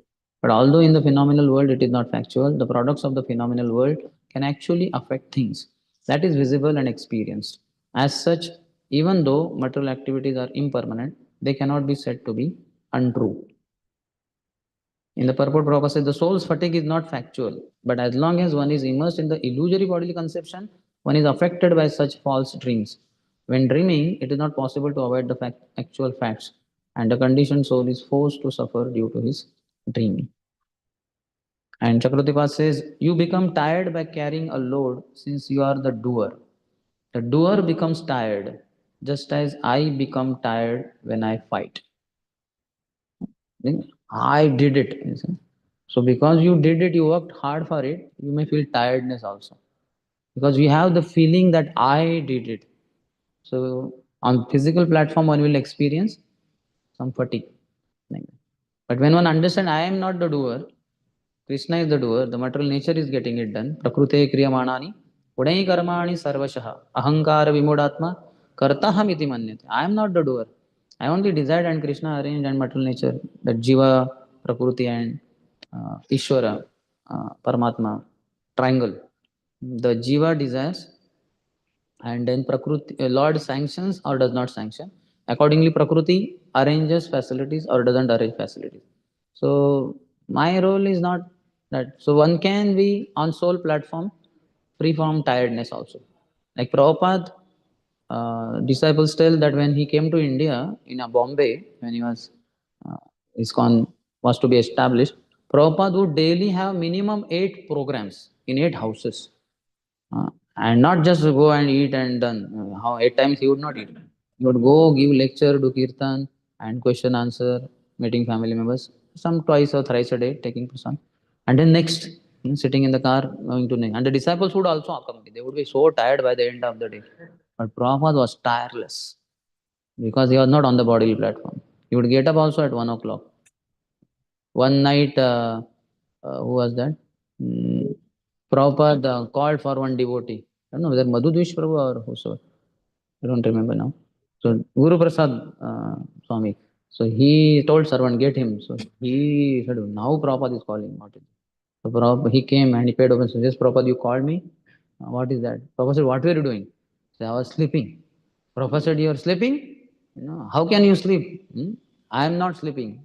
Then he says that Prabhupada, you are Mahabhagavat, pure devotee. Prabhupada said, why are you not pure devotee? He became angry on him. Why am I not pure devotee?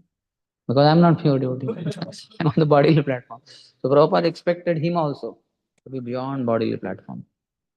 So by serving great souls, one will go beyond. Hmm. Okay. Prabhupada was considerate. He knew that he won't be able to jump so high. Prabhupada was a high jumper, but he was not.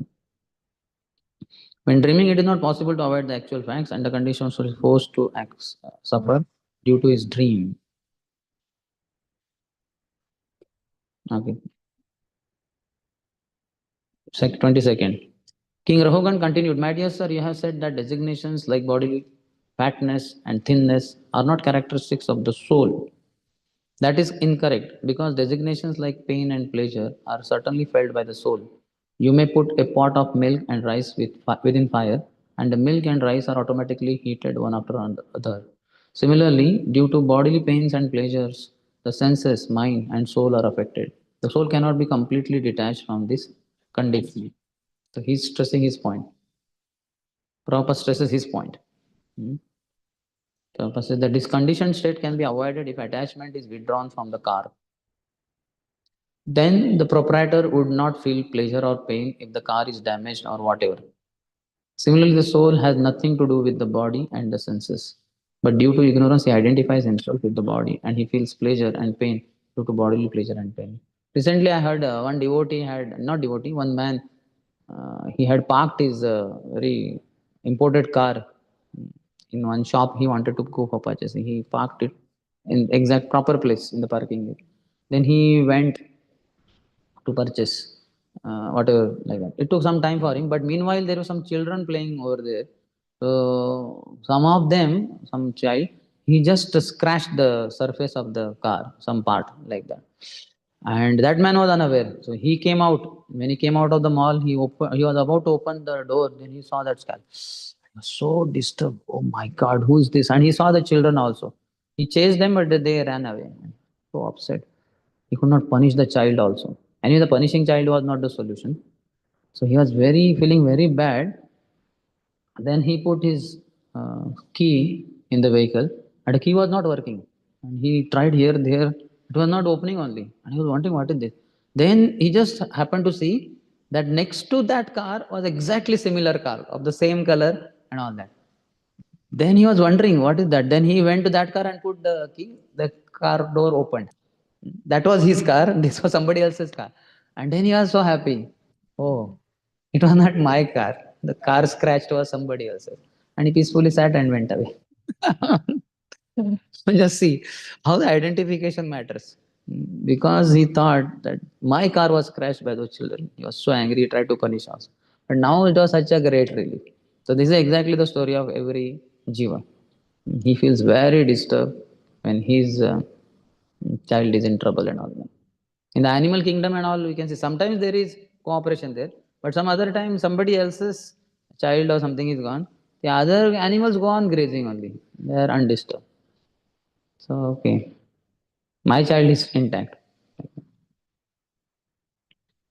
The soul has nothing to do with the body and senses, but due to ignorance, he identifies himself with the body and he feels pleasure and pain.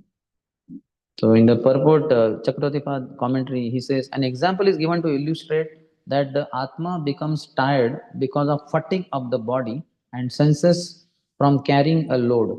Because of the heat of the fire on a pot, the milk within it becomes hot. Because of the heat of the milk, the outer portion of the rice becomes hot. Then the inside of the rice grains becomes cooked. Similarly, because of relationship with the body, senses, life airs, and mind, samsar of the Atma occurs. Samsara of the Atma occurs because of the Identification. Then he says, Asu means life air and Ashaya means the mind. This takes place from successive effects of the coverings of the Atma, Anurodhat. For instance, because of the sun's heat, the body becomes hot. The senses become hot.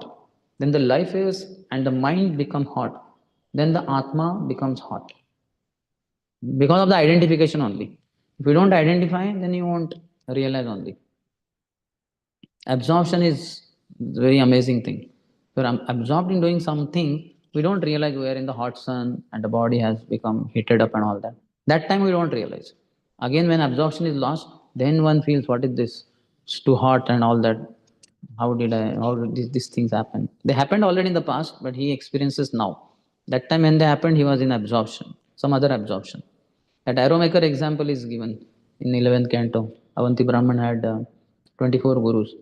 So that arrow maker was so absorbed in sharpening the arrow. Whole procession of the king passed by for 15-20 minutes. He never realized. He did not see only. Afterwards, a friend asked, Did you see? So, no. And he did not hear any sound, did not find a single person pass on the street because he was only sharpening the arrow. That's it. Wish we had such absorption in our life. 23rd. My dear sir, you have said that the relationship between the king and the subject or between the master and the servant are not eternal. But although such relationships are temporary, when a person takes the position of a king, his duty is to rule the citizens and punish those who are disobedient to the laws. By punishing them, he teaches the citizens to obey the laws of the state. Again, you have said that punishing a person who is deaf and dumb is like chewing the chewed or grinding the pulp. That is to say, there is no benefit in it. However, if one is engaged in his own occupational duty as ordered by the Supreme Lord, his sinful activities are certainly diminished. Therefore, if one is engaged in his occupational duty by force, he benefits because he can vanquish all his sinful activities in that way. Raghugan is firm about his stand. By becoming detached, in the purport Prabhupada says, from material activities, we will be freed from fear and anger.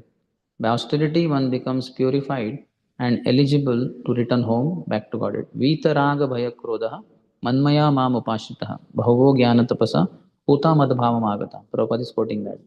That by becoming detached from material activities, we will be freed from fear and anger. Vita means without, raga, attachment, and bhaya, fear, krodha, anger. One will be freed from attachment, fear, and anger by becoming detached from material activities. Next, he says, if one is engaged as a palanquin carrier in the Lord's service, that is certainly beneficial. In this godless civilization, if a president engages people somehow or other in devotional service or the awakening of Krishna consciousness, he renders the very best service to the citizens. We find that yesterday was the inauguration of Khargar ISKCON temple, Shri Radha Madan Mohan. So, the Prime Minister came, Shriman Narendra Modi. So, that is good. Because he comes, now daily thousands will come to that temple. Anyway, temple is very beautiful and in the surrounding there's so much population. But because of his coming, certainly the rate of visitors will be almost double, which in case he did not come, it would not be so much. So president is setting or the prime minister is setting nice example. That's what Prabhupada saying. That if a president engages people somehow or other in devotional service or the awakening of Krishna consciousness, he renders the very best service to the citizens. Like that. My Bua called me yesterday, no? That the temple is opening. Can I go? I said there will be a lot of crowd. So maybe go tomorrow then. He has come. Prime Minister has come. So go tomorrow maybe. She will go to today. 24th. Whatever he has spoken appears to me to be contradictory. O best friend of the distress, I have committed a great offense by insulting you. I was puffed up with false prestige due to possessing the body of a king. For this, I have certainly become an offender. Therefore, I pray that you kindly glance at me with your causeless mercy. If you do so, I can be relieved from sinful activities brought about by insulting you. In purport purposes, Sri Chaitanya Mahaprabhu has said that by offending a Vaishnava, one finishes all his spiritual activities. See, here is one clue Prabhupada saying. One finishes all his spiritual activities. One may attain the topmost platform of devotional service, but somehow or other, if he offends a Vaishnava, the whole structure collapses. Krishna is always very simple and by nature merciful. When one commits an offense at the lotus feet of a Vaishnav, one must immediately apologize to such a personality so that his spiritual advancement may not be hampered. But the false ego dictates offending Vaishnava, and the false ego is not agreeing, doesn't agree to bow down to such a Vaishnava. That's why Bhaktivinoda Thakur would forcefully do that exercise. All both the brahmacharis who fought with each other, make them sit facing each other first. He will sit here, and the chairs you see him, and chairs are arranged only in that way. And then now you tell some glory of this brahmachari. It's a very tough exercise. One whom you have fought with, you know all his faults, and you never focused on any glory, so that's why you fought with him. But because Guru Agya is there, and they were at least having some sincerity to fulfill Guru's desire. Because after thinking for a while, then he would say that he wears very fresh clothes. Spick and span. So, okay. Then he would ask him, now you tell some glory in him. Again, he has a tough time. So then he would say, he wears nice tilak. Okay. Now you tell one more point. So then he thinks, and then you tell one more point. Then you tell. And like that, by the end of the exercise, they would understand. Very soon they would understand. Oh, the other person has so many nice qualities. I never thought about them. Why did I fight with him? This is required. That's why we have that glorification session like that. But sometimes it's arranged only once in a year on birthdays and all that. It should be ongoing glorification. Always, whenever we come across devotees, one of the ways I do is I say, like Raja Krishna Prabhu ki jai. Then I pay obeisances. So glorification. Anugrah Achyut Prabhu ki, Dinesh Prabhu ki, Abhimanyu Prabhu ki. Don't feel offended. I'm not taking all the names now. Hey, Prabhu did not take my name. He's angry, upset with me, or what? I have been serving him. Doesn't he remember? I served him prasad. Samaveta Gaura Bhakta Vrunda ki. This is in general. Everybody is included. All those who are assembled. But if there are very few, we can say this Prabhu ki jai, that Prabhu ki jai, this Mataji ki, all covered. 2-3 devotees. That is a good exercise. Glorifying devotees. And then 25th. Oh my Lord, oh my dear Lord, you are the friend of the Supreme Personality of Godhead, who is the friend of all living entities. You are therefore equal to everyone, and you are free from the bodily conception. Although I have committed an offense by insulting you, I know that there is no loss or gain for you due to my insult. You are fixed in your determination, but I have committed an offense. Because of this, even though I may be as strong as Lord Shiva, I shall be vanquished without delay due to my offense at the lotus feet of a Vaishnava. That Punarmushtik Bhava story. That we have to remember that our greatness, whatever it is, by the blessings of great souls. And if we try to go against them only, again we will be reduced to nothingness, insignificance. We will be underground, invisible. Purport Prabhupada says Maharaj Raghugan was very intelligent and conscious of the inauspicious effects arising from insulting a Vaishnava. For first canto, there is one verse which says that because this Duryodhana and other brothers, they caught hold of Draupadi's hair, Kacha I think it is called, and pulled her to insult her, immediately it reduced their lifespan, opulence, intelligence. Several things are mentioned over there. So one should not misbehave. When we appreciate, then we increase our strength. But when we insult others, our strength gets reduced. He was therefore very anxious to be excused by Jadabharat. Following in the footsteps of Maharaj Raghugan, everyone should be very cautious not to commit an offense at the lotus feet of a Vaishnava. Prabhupada quotes from Chaitanya Bhagavat Madhya Khanda, 13th verse. Shulapani samayadi bhakta ninda kare, Bhagavata pramanata thapi shighra mare. Even somebody may be as powerful as Lord Shiva, Shulapani. He has Shul, Trishul in his hand. Pani means hands. So he may be as powerful as Lord Shiva, but if he criticizes a devotee, Bhakta Ninda Kare, Bhagavat Praman, Srimad Bhagavatam is the proof. Tatapi Shigramare, he will quickly die. Hena Vaishnavera Ninde Sarvagya Hai se janera adhapata sarvashastre goi. That is okay. Where is that? Hena Vaishnavera ninde sarvagya hoy. If somebody is all knowing also and he offends Vaishnava, se janera adhapat, he falls down. And all Shastras say the same thing. Vaishnavera ninda kari bekha yaragan tara raksha samarthya nahika konajan. Anybody who offends a Vaishnava, nobody can protect him. Durvasaman is the best example. He offended Ambrish Maharaj and Brahma could not help him, Lord Shiva could not help him. Even Lord Vishnu says, sorry, I can only release Sudarshan Chakra for the protection of my devotees. I don't have power to withdraw it.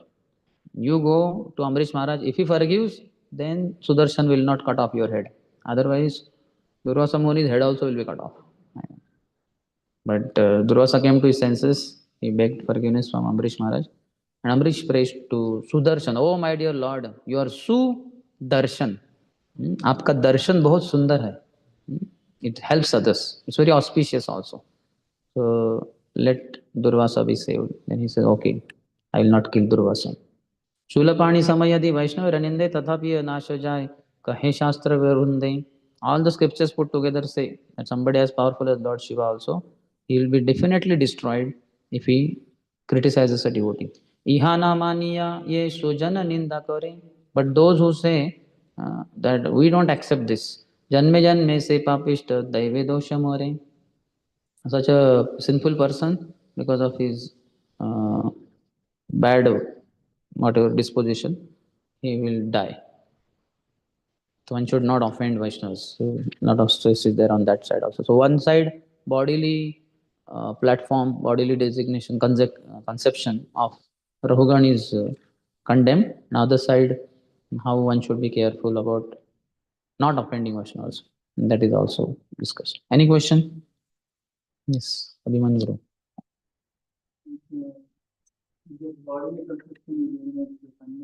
Hmm. Person when he is absorbed in Shastra and is quite aloof from the general. It is very easy to maintain that consciousness of being detached from the body. But when person is there in association of many people, there is absorption of Shastras and scriptures.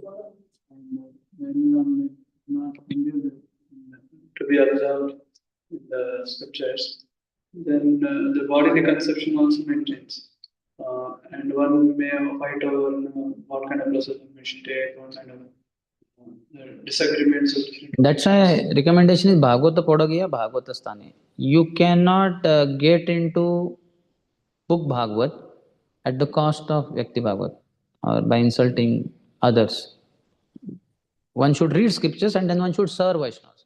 Scriptures could be also read as a service to Acharyas. If that mood is there, then you are rendering service, Vaishnava Seva also, Bhagavat Seva, Nityam Bhagavata Seva. If not, then after reading books, then one should serve devotees. And then one will have the realization of that whatever he read, that how one should be respectful to devotees. Otherwise, he may become proud, or he may, as you said, aloof, and he doesn't get the strength to be able to respect everyone. So when you are in a group of people, disagreements of opinion, what is a Vaishnava Seva? If you do like this is Vaishnava. If you do like this is Vaishnava. So when there is disagreement, so to come to a conclusion of what is Vaishnava Seva, we have to ask that Vaishnava whom we are serving. And we should also see whether Guru Sadhu Shastra say the same thing. Not one Vaishnava, many Vaishnavas. So every Vaishnava has a different requirement, no? Requirements are many, and the system cannot allow to satisfy their requirements. See, your strength for serving more and more Vaishnavas increases gradually. Not that as you come in ISKCON, you are able to serve 10,000 ISKCON devotees. No. You are able to serve one devotee, one who brought you to Krishna consciousness. You have respect for him and you listen to him. And others you don't like, you don't respect them. But as you keep chanting Hare Krishna, Krishna Krishna, Hare Hare, Hare Ram, Ram Ram, Hare Hare, then consciousness expands. And then one is able to see other Vaishnavas also, few more. And then he becomes their servant also. Still he is a small servant only. And as he keeps on chanting, serving Vaishnavas, his strength grows. And then he is able to serve hundreds and thousands and millions and billions of Vaishnavas. Then he can serve all the living entities also, Jivadaya also, everything he will do. So that doesn't happen overnight. It takes time. So continue the process, then you will be able to. And whosoever Vaishnava is there, we have to ask him only, how could we serve him? Then they will tell this way, that way. Like I'm going to Vijayawada tomorrow. So then one group of devotees coming from Gudivada, 15 devotees around. So naturally they will ask questions. They will ask philosophical questions, but more than that, practical life, how to live as life as a grahasthas and all that. So I will serve with them in that way. And I have arranged for their prasadam also. They are coming at 10 o'clock to meet me in Vijayawada ISKCON temple, but they want prasadam at 1 o'clock. So I said there are two times prasadam, by being in touch with the coordinators, that 9:30 and then 4:30 around. So they said, no, we will take. I asked, so would you like to take 10:30 prasad or 4:30 or both? So they said, no, we'll take that prasad only, morning 9:30 prasad at 1 o'clock. So then I have told the coordinator there, keep the prasad for these 15 devotees there. So there, because of lack of time, I will not be able to physically serve them prasad, but I would love to serve also. But I have so many other services, classes there, and other groups of devotees. I will arrange somebody else to serve, but I will sit with them because they are coming to meet me only. And whatever their questions are there, I will answer. Whatever, I'll give them prasad, like that. So their requirement is that, but some other local devotees have different requirements. So everybody's requirements are different, and accordingly, if it is according to Guru Sadhu Shastra, we agree, not otherwise. A discrimination should be there. When Bhaktivinoda Thakur was approached by his lady disciple saying that Guru Maharaj, I want to ask you something. He said, yes, ask. No, but in private. He said, no, I am a sannyasi. I cannot meet woman in private. Here, these disciples, they are not going to speak here and there. You can ask in front of them, no problem. So because he is Acharya also, he knows Guru Sadhu Shastra doesn't recommend a man to be alone with a woman. And that too, a sannyasi, how can be alone in a room or something? At least one more person should be there. One more Prabhu or one more Mataji, like that. So if we are chanting properly, the consciousness will expand and then your capacity will also increase. You'll be able to serve more and more Vaishnavas. A neophyte will not be able to serve many Vaishnavas. If you could serve to begin with one Vaishnava, and then one Vaishnava is also very compassionate. He does small thing and Vaishnava says, yes, very good, well done. Isn't it? That devotees do. We appreciate that person and person also feels, Hare, so much appreciation. I did small thing only. Outside world, I did so many things. Nobody glorified me. So we also encourage. Just like children, we encourage. Ah, very good, very good. You are running very nicely. What running? He got up and he fell down. So then that encouragement makes him stand up again. And again he tries and he learns to walk, then eventually run also. So slowly capacity increases. You chant very nicely, then you see how you can serve unlimited number of Vaishnavas or all Vaishnavas. Gurus are like that. They are what you call Maharathis. They can serve millions of devotees simultaneously also. And Krishna also gives them special powers. Like once, I heard recently in one class, His Holiness Radha Swami Maharaj said, one lecture of Srila Prabhupada, he was sitting in New Vrindavan, and he was sitting in one place, and he was so happy during the lecture, because all throughout the lecture, Prabhupada was looking at him only. I don't know, my God, I'm so insignificant, I'm just a brahmachari, okay, head pujari, but still, I'm not a leader in ISKCON and all that. And Prabhupada is so compassionate, all throughout looking at me, what, how do I don't deserve this. He was very much melted like that. So then he was very happy after the class got over and he told one devotee, he met one devotee. And that devotee said to Maharaj, Prabhu, you know what? That time he was a Prabhu, he was a brahmachari. You know what? He said, what? You won't believe all throughout the lecture, Prabhupada was looking at me only. Maharaj was wondering, Are? I wanted to tell him that. So then Maharaj said, Acha, really? Oh, he said, see, I was sitting that corner, but Prabhupada was, so compassionate, I don't deserve. I am such a fallen disciple. Like that. And then when he said that, another devotee was passing by. He said, no, not you. Prabhupada was looking at me only all throughout the lecture. And they started calling. And Maharaj was watching, his point remained aside only. He's not able to open his mouth only. And then another devotee came. He said the same thing, Prabhupada. And these 4 or 5 devotees, Maharaj said they were sitting in different places in the lecture, in the temple hall. But everybody felt Prabhupada was looking at me only. And they were very convinced. It was no misconception or whatever. They were all convinced Prabhupada was all throughout lecture was looking at me only. He's very compassionate. He knows I'm very fallen and all that. And Maharaj understood. Prabhupada is very divine. All these people sitting here, there, all were convinced. So this you will develop eventually. All devotees will say that, Abhimanyu Prabhu glanced at me. Currently, even if you glance at some people, will say, no, Prabhu, why are you staring at me? Like that. One leader of one place, he was vice leader, youth center leader, like that. So about him, I got a complaint because I was brahmachari preacher over there. He said, Prabhu, this leader, he keeps staring at me.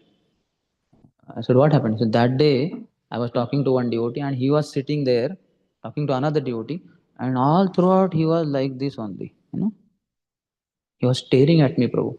And it was so scaring like that. Then I told him, Prabhu, that is not he was staring at you. He has a habit only. When he gets deeply absorbed in hearing somebody, his head goes like this and eyes go like this. And he was shocked. I said, even while he's talking to me, nobody around, when he keeps hearing me, eventually I find that his head goes like this and his eyes go like this. And he's very attentively hearing me. And he's not looking at the object there. There is nobody there. And even if there is a tree or wall or whatever, he's not looking there. He's hearing, absorbed. You understand? Huh? But other devotees below him, he's a vice leader. That complaint came to me. He's staring at me. I said, he's not staring at you. That is his ways of body, physical body, absorption like that. So currently this is our status because we are not chanting properly. People are scared by our stares. But eventually people will say, I received the auspicious glance of Abhimanyu Prabhu. For our stare or whatever care should lead to glance, that will take time. You have to chant properly. You have to accept Krishna in our heart. When Krishna will overflow, then it will be experienced by others like that. Okay? Any other? Yes, Anugrah Chutru. Hare Krishna. You had mentioned two reasons which we talked about. That why Jadavrat spoke.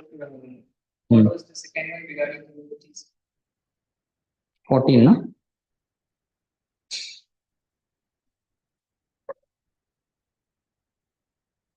I will read that. Bharat answered the king by explanations with repetition of the king's statements. Bharat had destroyed the cause of identification with the body, anatmya, ignorance. If Bharat had no material identification, why did he appear to be unable to tolerate the king's words and thus answer him? In order to destroy the king's prarabdha karma, recognized by enjoyment of royal wealth and power, in the guise of repeating the king's statements by following the process of bhakti taught by Bharat by his mercy, the king could destroy his karmas. So, to destroy his prarabdha karma, that is one. Or another meaning is he thought he was destroying his own karmas by his experience, carrying the palanquin upabhogena, since he did not consider himself a devotee due to humility produced by prema. So this is also there that he felt that I have been whatever sins I have been. So now let me just destroy it by carrying this palanquin and all that. And like that is told. 14th verse translation we'll see.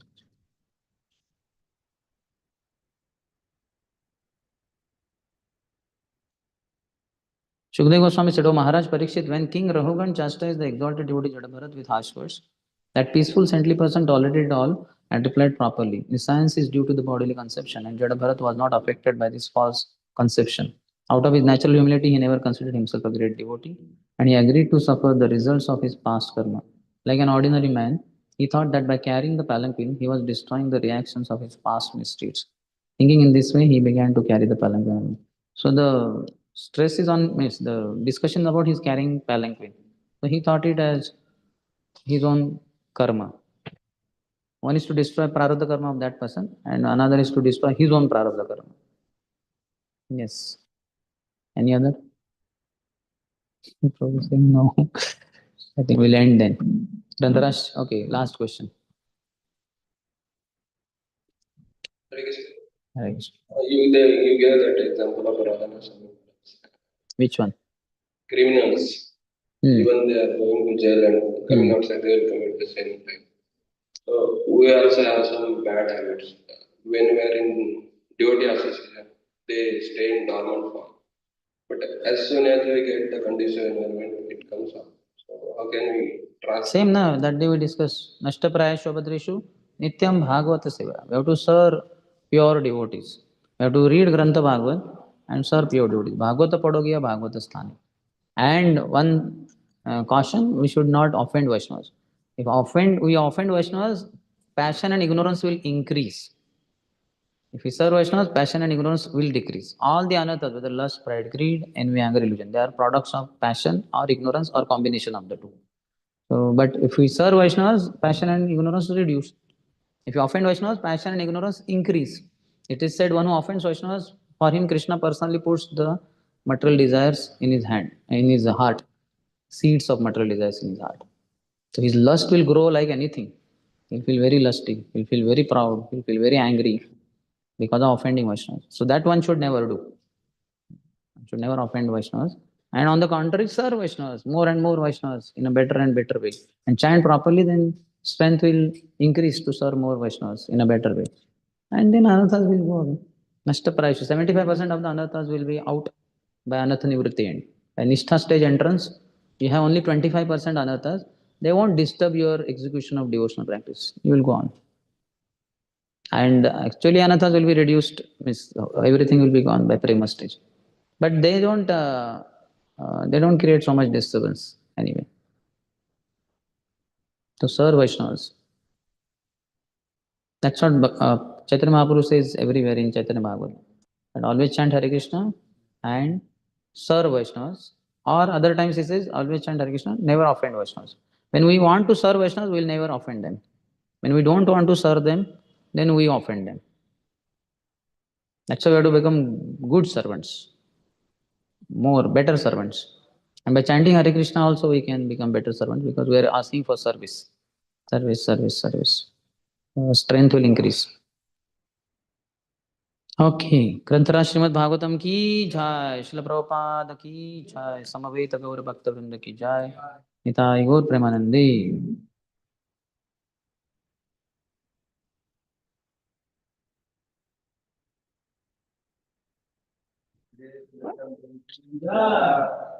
His Grace Dinesh Prabhu ki.